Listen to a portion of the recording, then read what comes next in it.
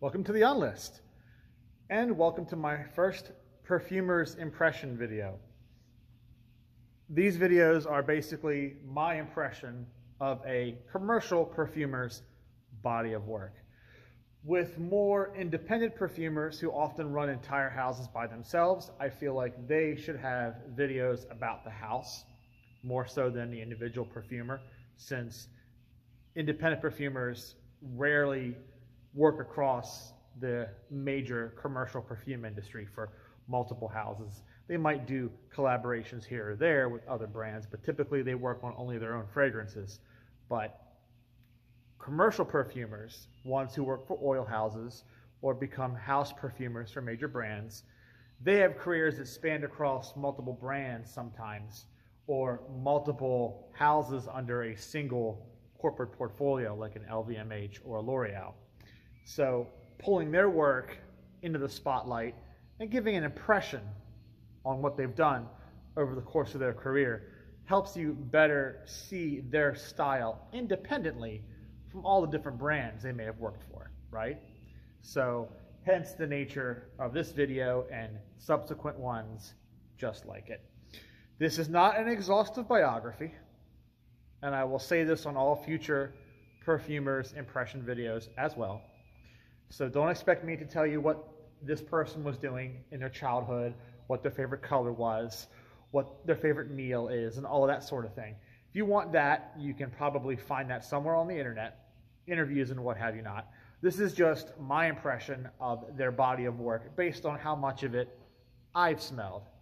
And I come to my own conclusions. I make no claims that I know for a fact every single machination behind the mind of the perfumer, what their intent explicitly was, or what they explicitly did to the exact detail. I was not in the room with them when they made the perfumes.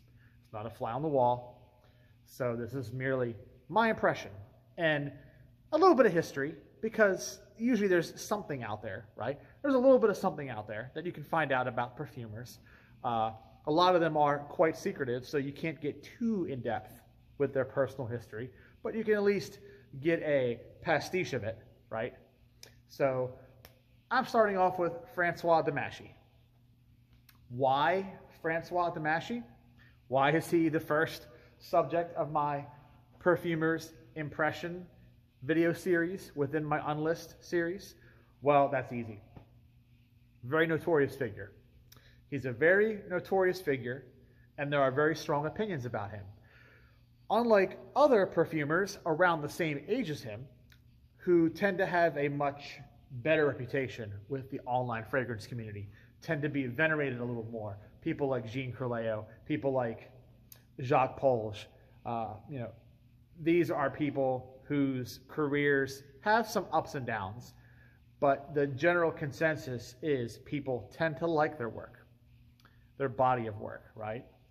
François Demachy, as of this video, is retired from Parfums Christian Dior, and he is rolling in the twilight years of his life. He is of the same generation as people like Jacques Polge, people like Francois Caron, people of that 70s into the 80s into the 90s, which was like the prime time for their careers. He was a bit of a late bloomer in regards to works signed under his own name, because he spent a lot of his younger years as director of research for Chanel, and he also worked for Cherbourg before that. So he spent a lot of his, what you might call prime years, really just kind of in the lab, out of sight, not really getting too many things signed to his name or getting collaboration credits where he was the second perfumer and not the first. But he does have a couple of notable things from that time period that I'm going to mention. Really, him as a prolific perfumer standing on his own, we wouldn't really see that until 2006, when he would leave Chanel and go to work for LVMH, eventually becoming the house perfumer for Dior, which is not only the glow up, if you will, of his career when he finally began getting attention, but also the beginning of his notoriety, frankly. His years spent at LVMH, which was, like I said, past the prime years, right? So he was already in his 50s and 60s, up through his 70s at that point, before he finally got out. But by that point, you know, like I said, a bit of a late bloomer. Better late than never, though. But he did get attention for his work with Dior. A lot of it comes under scrutiny these days, and I have reasons why. I will name those in a second. But for better or worse, François Demachy, as a perfumer, is really more defined by the modifications he made to other perfumes more than original works of his own. So that is not a slight or a slant or a diss or an attempt to throw shade, but the biggest contributions François Demachy has made to Western perfume, the history of modern commercial perfume, is really the reorchestration of other fragrances, the modification of other fragrances. He is more of a DJ or remix artist than an original musician or creator. And if you don't like hearing that statement, if that makes you mad, if you're a François Demachy fanboy, I understand. He does have a couple of unique things under his belt from the Dior Privé collection. Unfortunately, most of those are discontinued, so you can't really smell them. But he did have a couple of really cool, interesting things he made himself. But by and large, the more significant body of work that bears his name consists of things that were made by other perfumers that he had to reorchestrate for reasons I will get to, or modify for reasons I will get to. So, all right, the career of François Demachy. It really stretches back, like I said, to the 80s. Before that, he was interested in other career fields. So he didn't start off with perfume. But it seems like in France, a lot of people don't start off with careers in perfume. His father was a pharmacist. He spent most of his life living in grass. So he was submerged in perfume culture. And you know how it is. A lot of people who grow up around something don't really want to do that thing, right? How often is it where you grow up in Wisconsin and you want to be a cheesemaker? Or you grow up in Milwaukee, right, which is also in Wisconsin, but you grow up in Golden, Colorado and decide you want to work for Coors, right? You get my point. How often do people decide they want to go into the thing that their town is known for? They get burned out by it, right? You grow up in Detroit, you don't want to build cars for a living, right? You grow up in Silicon Valley, the last thing you want to do is become a software engineer, right? You want to strike out on your own and do things differently. So his early years was spent taking up other studies, not perfume. But eventually he did end up at the perfume school of Cherbourg, and he ultimately worked for them for a little while. But after that, he was snapped up by Chanel, sort of like how Maurice Roussel was. And his primary role at Chanel was the director of research and development. So what is that? Well, it's the same role that Christopher Sheldrake would eventually have. So I don't know exactly when Sheldrake came on board with Chanel, but he would become that once Demachy was out of the picture. So Christopher Sheldrake, who this video is not about, so I'm not going to spend much time talking about him. His big thing in his early career was Serge Lutens, but he also, like I said, became a part of Chanel in the 2000s, and I believe he's still there. I'm not quite sure what his deal was, but he was effectively François Demachy's replacement as the director of research and development. So R&D, that is what François Demachy did. However, still a trained perfumer, right? So he got to make perfumes. The thing is, not a lot of people realize this, but Parfum Chanel, which is owned by the Wertheimer family, didn't always just make Chanel perfumes. Primarily now, that's what they do, because they've divested themselves of all other brands. But there was a period, 70s, 80s, and 90s, when the Wertheimers really tried to extend their portfolio. and they had a couple of things fall under their belt. So they had Ungaro and Ferragamo, both of which belonged to the Ferragamo group, which was at the time owned by the Wertheimers, and also Bourgeois. And Bourgeois, which I'm probably saying it wrong, it could be Bourgeois, but I think it's Bourgeois. It could be Bourgeois, Bourgeois. But that was a drugstore brand, basically. It was a sort of down market brand, but more so for Europe. Bourgeois, I'm probably fucking that up. But it's not a brand I have any fragrances from either, so I'm not going to spend much time on it. But it's a brand that's known for classic fragrances like Evening in Paris or Masculine, Masculine 2, stuff like that. It's what the brand's known for. But they were for a while under Wertheimer ownership, and when they were, François Demachy made perfumes for them.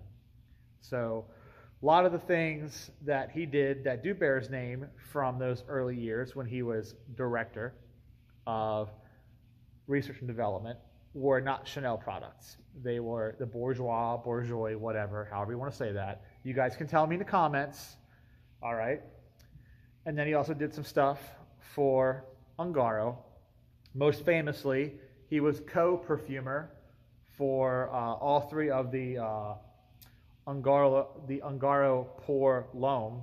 So Pour L'Homme 1, Pour L'Homme 2, Pour L'Homme 3. He helped make all of those alongside Jacques Polge. And singularly to his own name, he has the credit for the original Tiffany fragrance, the women's fragrance, released in 1987. And the story behind that is pretty interesting, actually. So, the thing is, at that time, Tiffany was in a bit of a hot water. The Tiffany company was pretty insolvent by the early 80s, but Avon saw an opportunity to have a higher-end brand under their belt. Avon, who was at the peak of their success in the 80s, went spend crazy, bought a bunch of other houses. They bought Parfum Stern so they could have designers under their belt like Oscar de la Renta. They bought Giorgio Beverly Hills, and they bought Tiffany. However, the other houses they made fragrances for. They ended up getting fragrances out on the market. Tiffany, though, they never could. They could never seem to really settle on what to do with the Tiffany property, and mainly it had to do with intercorporate politics and the fact that Tiffany was hemorrhaging money. So Avon was losing money on the brand before they even got a chance to put a perfume out. So they did a quick hot potato over to the Wertheimers, who bought Tiffany.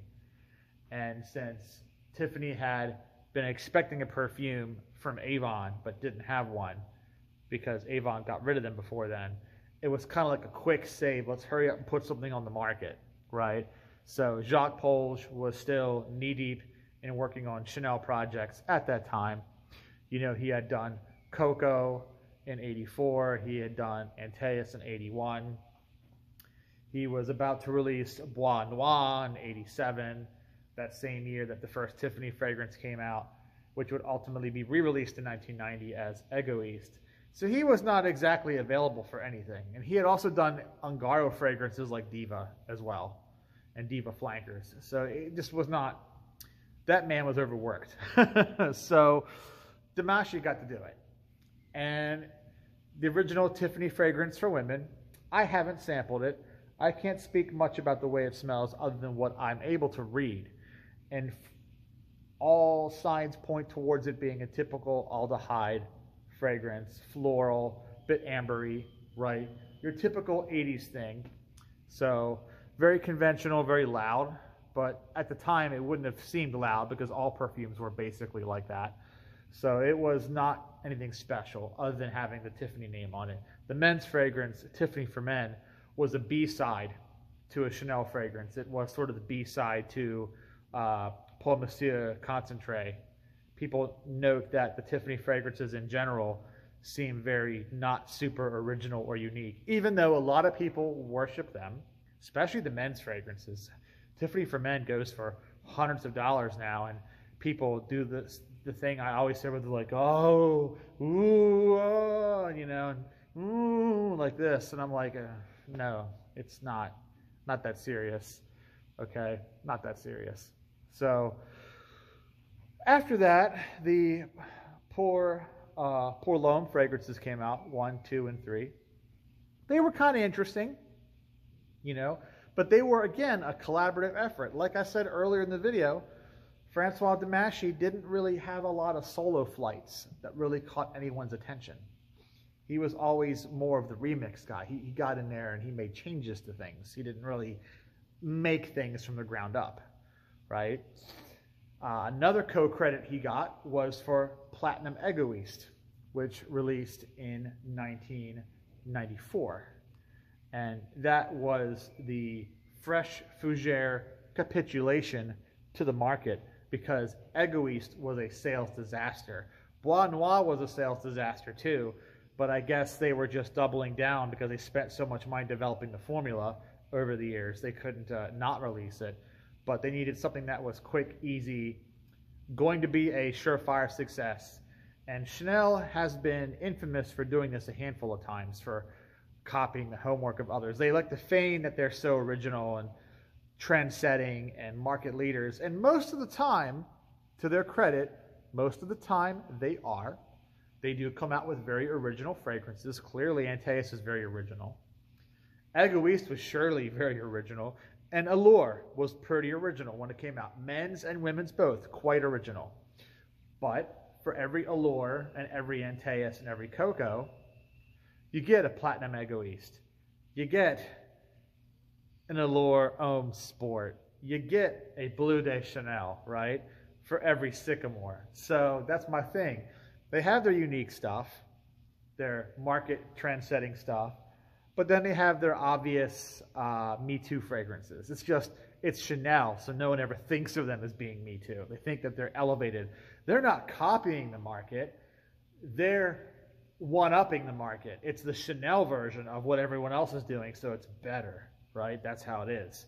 And that is really how Platinum Egoist was received. Better than all the other Eternities and Paco Rabanne XS's and other things of that ilk, the Bob Mackies of the world, because it was Chanel. And it was pretty novel, had pretty interesting metallic accords. It had a pressed, like, dry cleaning vibe to it. It gets its own video. It should get its own video. So I will talk more about it in its own video at some point. But Demachy had some swing in that. Now, let's move on to his LVMH stuff. We'll wrap up the video with that. Well, it's a pretty well-documented thing. I've made mention of it in other videos, so I don't need to really go too much at length, but you guys know that he goes in and changes. He's the one that took Christine Nagel's work from Miss Dior, Cherie, and turned it into Miss Dior. And then Miss Dior Cherie disappeared, and the original Miss Dior, made by Paul Vacher back in the 40s, that disappeared and got replaced with Demachy's version of Cherie, which is now just Miss Dior. And the original Paul Vacher stuff is sold as Original in the markets where it's even still available. It's not available in the US. First major thing he modified, he changed. Scrubbed Christine Nagel's name off it, removed royalties from her in the process. Pretty dirty, but LVMH is pretty dirty of a company. It's why they're the biggest, right? You can't be the biggest by playing fair. You got to cheat, kick dirt in people's faces if you want to be on top of the world, unfortunately, especially with capitalism. Not trying to get too socio-political here, even though I don't think money is political, in my opinion. A lot of y'all do, so you get angry when I talk about stuff like that. Then, a couple years later, namely in 2011, right after he was appointed head of everything, makeup, perfume, the whole 9 yards. He was just Parfums Christian Dior, the head of the snake. He went through and most infamously GCMS'd all the fragrances. Everything that Givaudan and Art et Parfum, which is Edmund Rudnitska's company, everything that every other oil house had ever done for Dior, all the way back to the 40s, So we're talking Eau Sauvage, Diorella, okay, all that stuff. Fahrenheit, Jules, all those fragrances.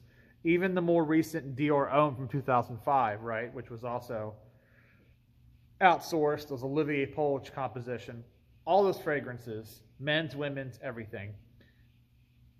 Chromatography and remade from the ground up to avoid paying royalties to the oil houses, to avoid paying royalties to the perfumers, to screw everyone out of a paycheck.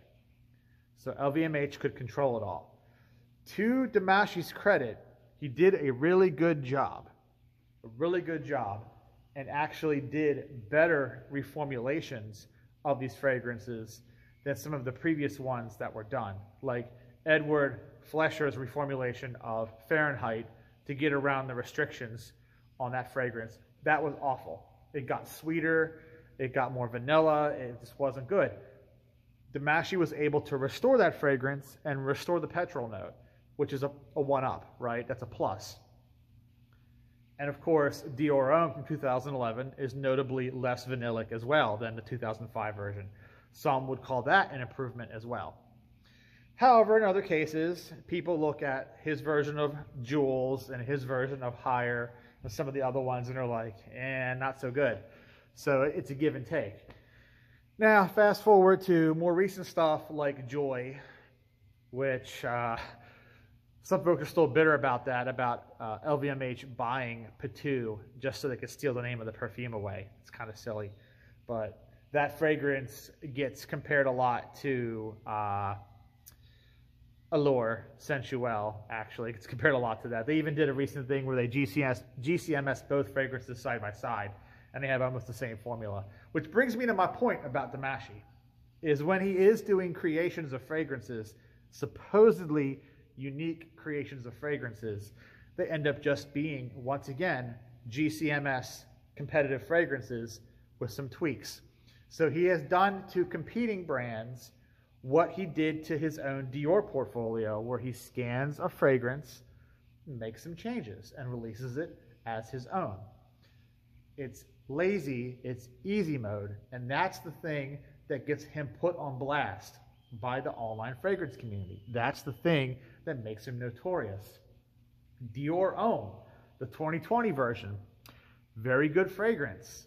It is a modern take on a citrus aromatic Chypre. It's got the bergamot, nice sour citrus, a nice woody vetiver profile, but anyone who knows smells that and says that is Guerlain Homme Boise flanker. What's it called? Eau Boise. Yeah, it's Dior Homme 2020. Dior Homme 2020 is basically Guerlain Homme Eau Boise. It's Eau Boise with less vetiver. You take Guerlain Homme Eau Boise, turn down the vetiver, turn up the citrus, add more cashmeran, boom, you've got Dior Homme. Almost the same fragrance. So if you've got that old Guerlain Homme Eau Boise, you almost don't even need Dior Homme at all. And I didn't realize that until I picked up Eau Boise after the fact. I owned Dior Homme first, 2020. More recently, picked up a bottle of the Guerlain Homme Eau Boise, and I'm like, hey, this is Dior Homme 2020. But then I looked at the date, and it's from 2014, so I'm like, whoa. And they're both LVMH companies. So in that case, he's not even using chromatography on a competing company. He's using chromatography on a fragrance from a different brand within the same portfolio of LVMH, man. It's ridiculous. But like I said, he's retired now. He's gone off into the sunset. And now we have Francis Kurkdjian doing his thing. Who knows what will happen? Anyway, guys, that's my perfumer's impression on François Demachy, the ultimate modification master, the ultimate remixer, but not too much of an original creator in his own right. Let me know your opinion in the comments below, and see you next time.